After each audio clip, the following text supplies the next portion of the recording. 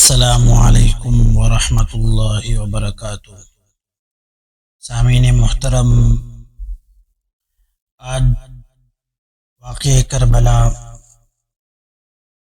Part 3، جس میں آج حضرت حسین رضی اللہ عنہ کی شہادت کا ذکر ہوگا۔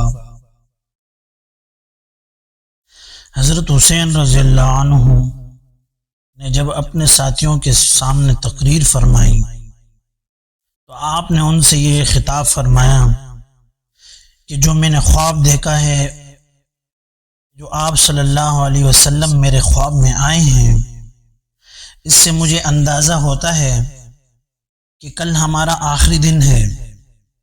میں آپ سب کو خوشی سے اجازت دیتا ہوں کہ سب اس رات کو تاریکی میں متفرق ہو جاؤ اور جہاں پناہ ملے وہاں چلے جاؤ، اور میرے اہل بیت میں سے ایک ایک کا ہاتھ پکڑ لو اور مختلف علاقوں میں پھیل جاؤ، کیونکہ دشمن میرا طلبگار ہے، وہ مجھے پائے گا تو دوسروں کی طرف التفات نہ کرے گا۔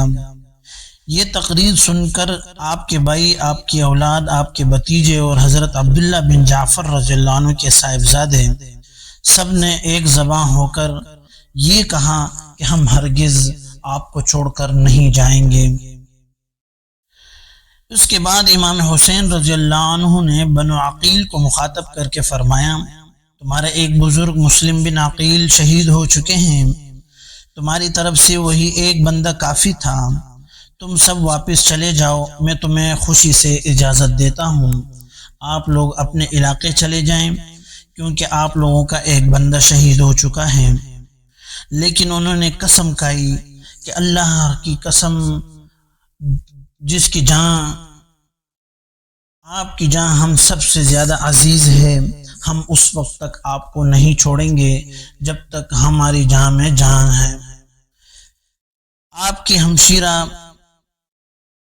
جب آپ نے اپنی ہمشیرہ کو بلایا حضرت زینب رضی اللہ عنہا کو، اور ان کو وصیت کی کہ میرے جانے کے بعد آپ لوگوں نے رونا نہیں، مار داڑ نہیں کرنا، غم نہیں بنانا، میں تمہیں اللہ کی قسم دیتا ہوں میری شہادت پر نہ تم اپنے کپڑے پاڑنا اور نہ ہی سینہ گوبی کرنا، نیز چیخنا اور چلانے اور رونے سے بھی پرہیز کرنا۔ ہمشیرہ کو یہ وصیت فرما کر حضرت حسین رضی اللہ عنہ باہر آ گئے اور اپنے اصحاب کو جمع کر کے تمام شب تہجد اور دعا اور استغفار میں مشغول رہے۔ یہ عاشورہ کی رات تھی اور صبح عاشورہ 10 محرم کا دن تھا۔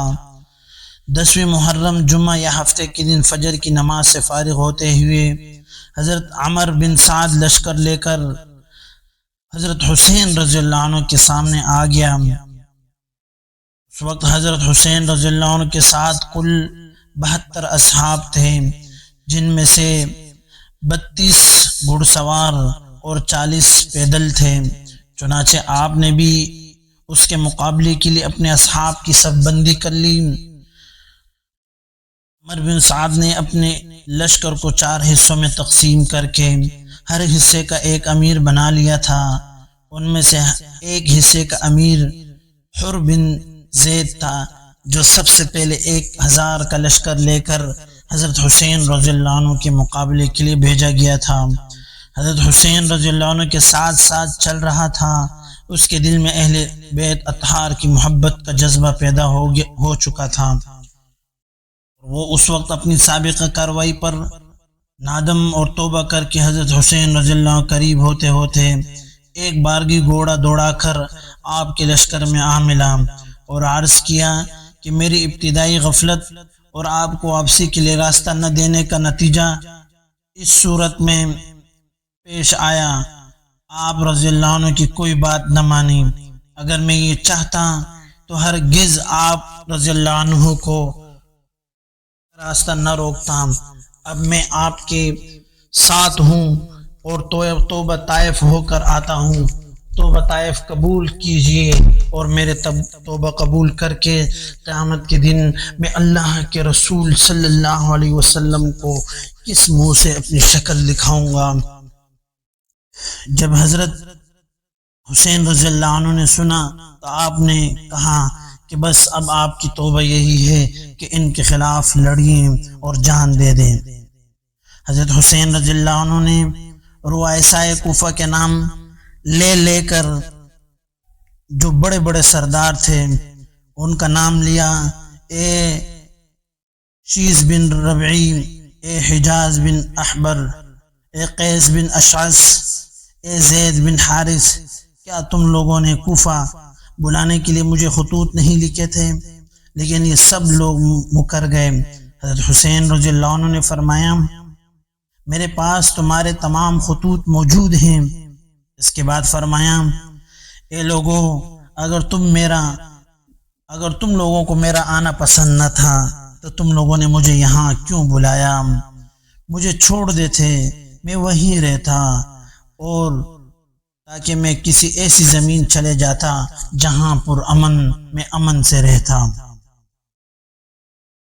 قیس بن اشعث نے کہا کہ آپ اپنے چچا زاد بھائی ابن زیاد کے حکم پر کیوں نہیں اتر آتے؟ وہ پھر آپ کا بھائی ہے، آپ کے ساتھ برا سلوک نہیں کرے گا۔ لیکن حسین رضی اللہ عنہ نے فرمایا مسلم بن عقیل کے قتل کے بعد بھی اگر تمہاری رائے یہی ہے تو اللہ کی قسم میں کبھی بھی اس کو قبول نہ کروں گا۔ یہ فرما کر گھوڑے سے نیچے اتر آئے۔ حضرت زہیر بن کڑے ہوئے اور ان لوگوں کو نصیحت کی کہ تم آل رسول اللہ صلی اللہ علیہ وسلم کے خون سے باز آ جاؤ، اگر تم اس سے باز نہ آئیں تو خوب سمجھ لو کہ تم لوگوں کو ابن زیاد سے کوئی فلاح نہیں پہنچے گی، بلکہ بعد میں وہ تم کو بھی قتل کر دے گا۔ ان لوگوں نے زہیر بن قین رضی اللہ عنہ کو خوب برا بلا کہا اور ابن زیاد کی خوب تعریف کی۔ جب گفتگو طویل ہونے لگی تو سمر بن جوشن نے اپنا پہلا تیر ان پر چلا دیا۔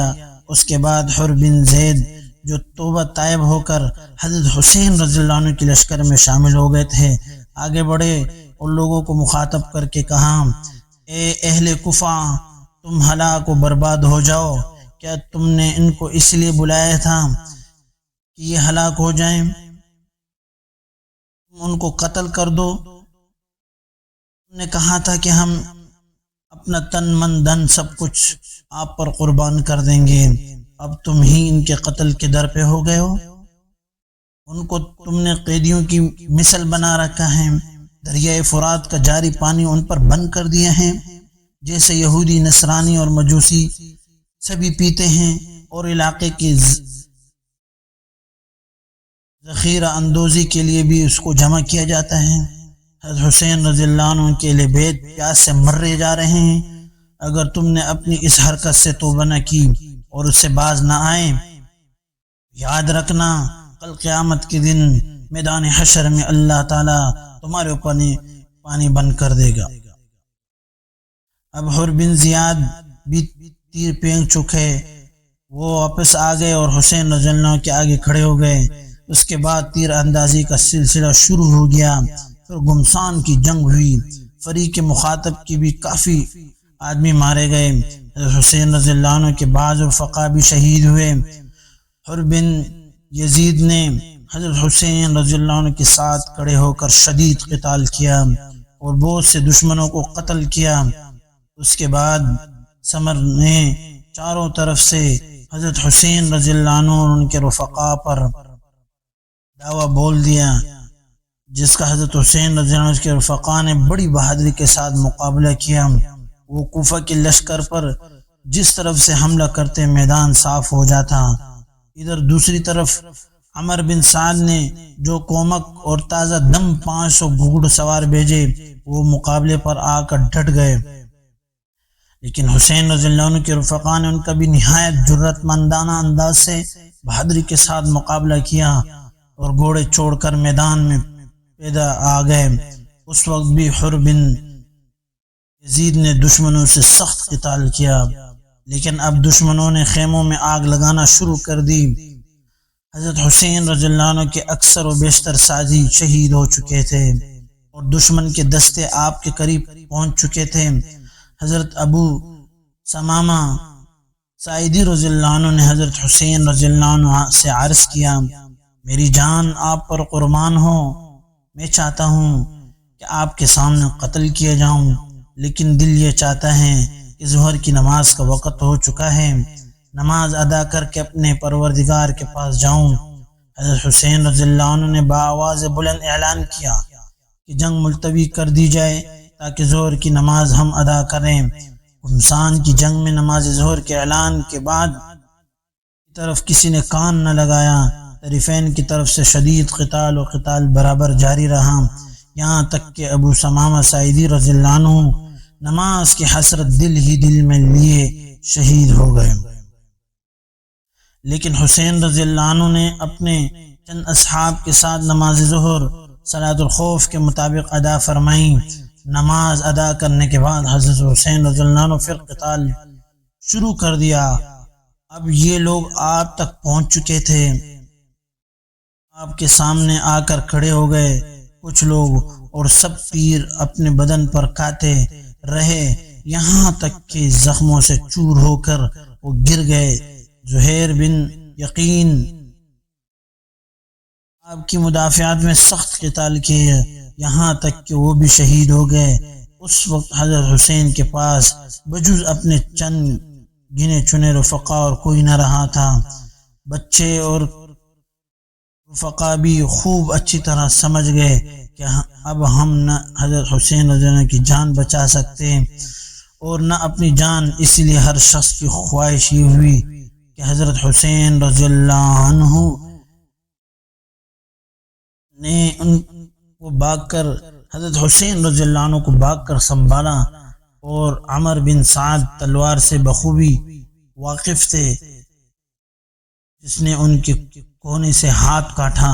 حضرت حسین رضی اللہ عنہ بھتیجے کی لاش اپنے کندھے پر اٹھا کر لائے اور اپنے بیٹے اور دوسرے اہل بیت کی لاشوں کے قریب لا کر رکھ دی۔ حضرت حسین رضی اللہ عنہ تقریباً تنہا و بے یار و مددگار رہ گئے، لیکن آپ کی طرف بڑھنے کی کسی کو ہمت نہ ہو رہی تھی۔ کافی دیر تک یہی کیفیت رہی کہ جو شخص بھی آپ رضی اللہ عنہ کی طرف بڑھتا فوراً واپس لوٹ جاتا، اس لیے کہ کوئی بھی آپ کے قتل کا گناہ اپنے سر لینا نہیں چاہتا تھا۔ یہاں تک کہ قبیلے کندہ کا ایک شقی اور بدبخت آدمی مالک بن نصیر آگے بڑھا اور اس نے حضرت حسین رضی اللہ عنہ کے سر مبارک پر حملہ کر دیا، جس سے آپ شدید زخمی ہو گئے۔ اس وقت آپ نے اپنے چھوٹے صاحبزادے عبداللہ بن حسین رضی اللہ عنہ کو اپنے پاس بلایا اور ابھی اپنی گود میں بٹھایا ہی تھا کہ بنو اسد کے ایک بد نصیب شخص نے ان پر ایک تیر چلایا، جس سے وہ بھی شہید ہو گئے۔ حضرت حسین رضی اللہ عنہ نے اپنے معصوم بچے کا خون دونوں ہاتھوں میں لے کر زمین پر بکھیر دیا اور اللہ سے دعا کی کہ اللہ تو ہی ان بدبخت اور ظالموں سے ہمارا انتقام لینا۔ حضرت حسین رضی اللہ عنہ کی پیاس حد کو پہنچ چکی تھی۔ آپ پانی پینے کے لیے دریائے فرات کے قریب تشریف لے گئے، مگر ایک ظالم شخص نے آپ کی طرف ایک تیر پھینکا جو آپ کے منہ پر جا کر لگا، جس سے آپ کے دہن مبارک سے خون پھوٹنے لگا۔ اس کے بعد سمرزی جشون 10 آدمی اپنے ساتھ لے کر حضرت حسین رضی اللہ عنہ کی طرف آگے بڑھے۔ آپ اس وقت پیاس کی شدت سے نڈال زخموں سے چور چور ہو چکے تھے، لیکن اس کے باوجود ان کا دلیرانہ مقابلہ کرتے رہے۔ جس طرف سے آپ آگے بڑھے یہ سب کے سب وہاں سے بھاگتے نظر آتے تھے۔ سمر نے جب یہ دیکھا کہ حضرت حسین رضی اللہ عنہ کو قتل کرنے میں ہر شخص لیت اور لعل سے کام لے رہا ہے، اس نے آواز لگائی کہ سب یک بارگی ان پر حملہ کر دو۔ اس پر بہت سے بد نصیب آگے بڑھے اور نیزوں اور تلواروں سے یک بارگی حضرت حسین رضی اللہ عنہ پر حملہ کر دیا، اور اس طرح ان ظالموں کا دلارانہ مقابلہ کرتے ہوئے بالآخر حضرت حسین رضی اللہ عنہ شہید ہو گئے اور جام شہادت نوش فرمائی۔ اس کے بعد ان بدبختوں نے وہ سر یزید کے پاس پہنچا دیا، آپ کی لاش کو وہیں دفن کر دیا گیا۔ تمام اہل بیت کے قتل سے فارغ ہو کر یہ ظالم بدبخت قسم کے لوگ اپنے چھوٹے